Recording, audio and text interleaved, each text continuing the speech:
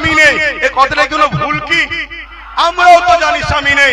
এই কথা তরুণ কেস হলো, তাকে বন্দী করলো। যে বেঈমান মালাউনটা ওই মুসলিম মেয়েটাকে কেস করেছে, ওই বেঈমান মালাউন জাহান্নামের কুকুরটা আজকে অর্জুন সিং এর বিরুদ্ধে কেস করবে কি? জোরে বলুন, করবে কি? না। এরা একই বৃন্দে দুইটি কুসুম, জোড়া ফুলা সিঙ্গেল ফুল, এরা দুজনে মিলেমিশে আছে। আমার কথা কি খারাপ লাগছে নাকি? আজকে উত্তর প্রদেশের নিয়ে প্রতিবাদ করছো, আজকে গাজাল নিয়ে কলকাতায় প্রতিবাদ করছো, ভালো জিনিস করো। কিন্তু এই বাংলায় যখন মানুষের ঘর ভাঙা হয়, ইফতারকে ফেলে দেওয়া হয়, কল তুলে নেওয়া হয়, কেস দেওয়া হয়, মিথ্যা মামলা দেওয়া হয়, গেজার কেস দেওয়া হয়, তার বিরুদ্ধে আন্দোলনটা কবে করবে? তুমি দূরের আন্দোলন করতে পারছো, উত্তর প্রদেশে আইলাম মোহাম্মদ রসুল লিখাতে মেরেছে পিটেছে, আন্দোলন করছো, করছি ভালো কথা। কিন্তু এই বাংলায় যখন কেউ বলে কোরআন মিটে যাবে, শেষ হয়ে যাবার, উন্নতি মিটবে না, তার আন্দোলনটা কবে হবে? এই বাংলায় যখন কেউ কাউকে বলবে যে অমুক আমাদের আল্লাহ, খুলে বলছি, খুলে খুলে বলছি, বলবো এই বলবো, খুলে বলবো না রেখে বলবো? কারা কারা শুনতে চান হাত তুলে বলুন। এই বাংলার নির্মল মাঝি বলে একটা এমএলএ আছে, সেই এমএলএ মমতা ব্যানার্জিকে বলছে আমাদের আল্লাহ। এর প্রতিবাদটা উলামারা করেছে, এর প্রতিবাদটা করেছে। কেন করলেন না? কেন করলেন না? এই প্রতিবাদের দরকার আছে না নাই? এক সপ্তাহ 1.5 সপ্তাহের মধ্যে আপনাদের এই উত্তর 24 পরগনা এর বিরুদ্ধে প্রতিবাদ হবে, ব্যানার তৈরি করে। আপনারা যেতে রাজি আছেন? রাজি আছেন? আল্লাহকে ভালোবাসো, মনে রেখে দিও, আমাদেরকে মিটাতে চেয়েছে অনেকে, আমার আল্লাহ আমাদেরকে বাঁচিয়েছে।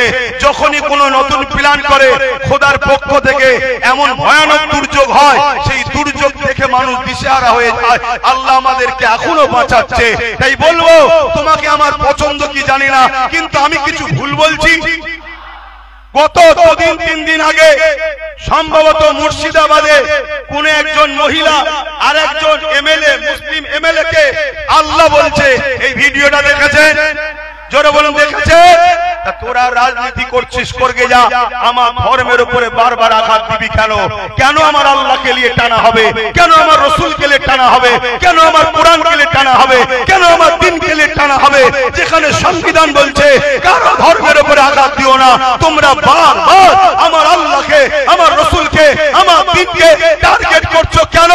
ওরা দেখছে মুসলমানদের হাতে তো কোনো পাওয়ার নেই, মুসলমানদের বলার কোনো লিডার নেই, মুসলমানদের বলার কোনো লোক নেই। এই জন্য ওরা আমাদেরকে টার্গেট করেছে। যেভাবে ভিড় তৈরি করে এদের বিরুদ্ধে আন্দোলন করছি, ঠিক এইভাবে আমাদেরকে অঙ্গীকার করতে হবে, আমরা নিজেদের লিডার বানাবো, নিজেদের নেতা বানাবো, নিজেদের পক্ষ থেকে। এবং অন্য সমাজের গরিব মানুষ যারা আমার ধর্মের পক্ষে যদি নাও বলে, কমসে কম বিরোধী যেন না করে, এমন লোককে আমরা সাথ দিয়ে আগামী দিন তাদের দ্বারা আইনত ব্যবস্থা এদের দ্বারা লব। এই ঐক্য হওয়া দরকার আছে না? না জোরে বলুন, আছে না? না। আজকে এই মাঠে আমাদেরকে কেন আসতে হবে? কেন আপনাদেরকে কাজ কাম করে এখানে এসে বসতে হবে? কেন আমাকে ফুরফুরা শরীফ থেকে গাঁটের পয়সা খরচ করে এই প্রোগ্রাম তৈরি করে আপনাদের সামনে চিল্লাতে হবে? আমাদের 44 জন না কতজন লোক রয়েছে আমাদের, কই তারা কি কেস করছে? কথা বলো, তারা কি বিধানসভায় গিয়ে চিল্লাচ্ছে? সেন্টারেও তো আমাদের কিছু কিছু রয়েছে, 1-2 জন ছাড়া বাকি কাউকে শোনা যাচ্ছে? তাহলে ভাবন মাথায় ঢুকান। আজ আমাদের সমাজের বুকে যে বাচ্চাটা এতিম হয় তাকে সবাই অবহেলা করে, অর্থাৎ যার গার্জেন থাকে না তাকে সবাই অপমান অপদস্থ করে। আমি একটা ছোট্ট অঙ্গীকার আপনাদের কাছে লব, একটু সত্য করে বলুন, আমি যে কথাগুলো বললাম আমার কি বক্তব্য দিয়ে কি ভুল হলো? আপনাদের কি বুঝানো ভুল হচ্ছে? হাত সবাই তুলে বলুন। যারা আমার পক্ষে হাত তুলুন, যারা আমার পক্ষে হাত তুলুন। আমার বক্তব্যের পক্ষে তো আপনারা, আমার বক্তব্যের পক্ষে তো আপনারা, তাহলে আজ একটা অঙ্গীকার নেব। আর একটা বিষয় ছিল ওয়াকাফ, কিন্তু সময়ের দিকে খেয়াল করে ওটার বলতে পারছি না। কিন্তু ওয়াকাফ ইসলামের পেহচান। ওয়াকাফ যদি চলে যায় ইসলাম চলে গেল, মনে রাখতে পারেন। কেন মসজিদ যাবে, মাদ্রাসা যাবে, কবরস্থান যাবে। তাই আমি আপনাদেরকে জানতে চাইছি, একটু আওয়াজ তুলে বলবেন, হিন্দু ভাই, দলিত ভাই, আদিবাসী ভাই, সাঁওতাল ভাই, খ্রিস্টান ভাই, যারা ভারতীয়, এরা আমাদের ভাই হ্যাঁ কি না? এরা আমাদের ভাই বোন হ্যাঁ কি না? এদের সঙ্গে আমাদের কোনো হিংসা আছে, কোনো রাগ আছে, কোনো বিদ্বেষ আছে? আমি আপনাদেরকে বলে যাচ্ছি, এদের সঙ্গে বন্ধুত্ব করুন, ব্যবসা করুন, কারবার করুন, উঠা বসা করুন, লেনদেন করুন, এদের সঙ্গে রাজনীতিও করুন, ততদিন পর্যন্ত যদি এদের মধ্যে থেকে কেউ আমার দ্বীনের বিরুদ্ধে, ইসলামের বিরুদ্ধে না বলে, ততদিন পর্যন্ত। যখনই বলবে তখন বলতে হবে, ভাই তুমি আমার ভালোবাসায় আঘাত দিয়েছো, আমি তোমার ভালোবাসায় আঘাত দিলে তুমি কি মেনে নিতে? আমি যদি তোমার ধর্মগুরুকে বলতাম, তুমি মেনে নিতে? তাই তোমাকে আমার পছন্দ নয়, আর তোমার জন্য আমি অন্য তোমার ধর্মের অন্য লোককেও খারাপ বলবো না, কিন্তু তোমার সঙ্গে আমি আর নাই। এই কথায় আপনারা কি একমত হতে পারছেন? হাত তুলে সাক্ষী দেবেন একমত হতে পারছেন? আর একটা শেষ কথা, আগামী দিন এই ওয়াকাফ বাঁচাবার জন্য এবং ভারতবর্ষের সংবিধানকে বাঁচাবার জন্য, দেশের জন্য, দেশবাসীর জন্য আগামী দিন যদি আমি আব্বাস সিদ্দিকী আপনাদের ঘরে নিয়ে কলিকাতার ব্রিগেডে ডাকি, গাঁটের পয়সা খরচ করে আমার ডাকে যেতে কি রাজি আছে?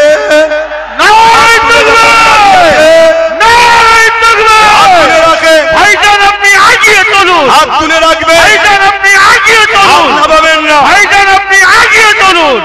হাত নামাবেন না, হাতটা তুলে রাখেন।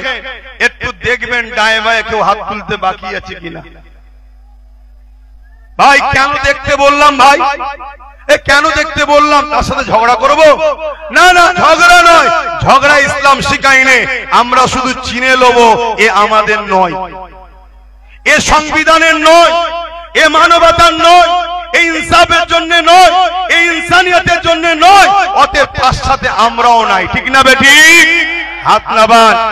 আমার কথাতে কেউ কষ্ট পেলে, কেউ বেলেন তো যাক, আমি সময়ের দিকে খেয়াল করে এখানে সংক্ষিপ্ত করছি।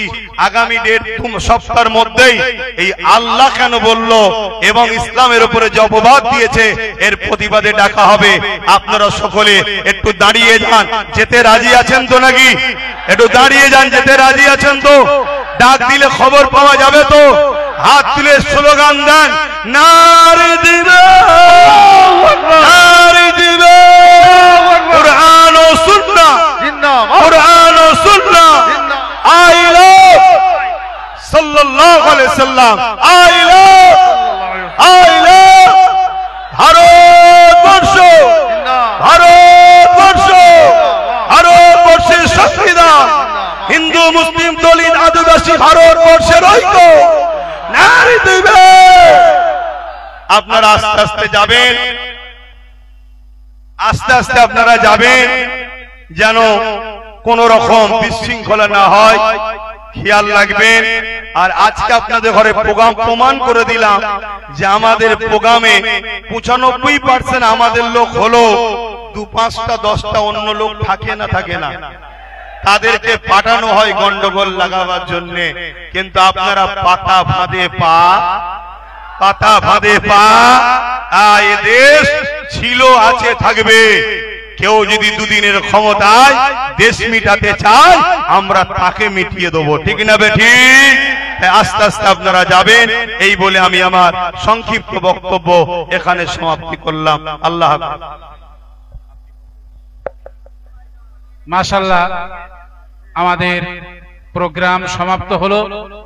আগামী 10ই কার্তিক, আগামী 10ই কার্তিক দেগঙ্গা বল্লভপুর ভাইজানের মাদ্রাসা ইসালের সাহেব, আগামী 10ই কার্তিক দুপুর থেকে ভাইজানের মাদ্রাসা ইসালের সাহেব, আগামী 10ই কার্তিক দেগঙ্গা বল্লভপুর মাদ্রাসার ঐতিহাসিক ইসালের সাহেব, ওখানে আপনাদের সকলকে ফুরফুরা শরীফ আহলে সুন্নাত ওয়াল জামাতের কর্ণধার ভাইজানের পক্ষ থেকে আপনাদের সকলকে দাওয়াত দেওয়া হলো।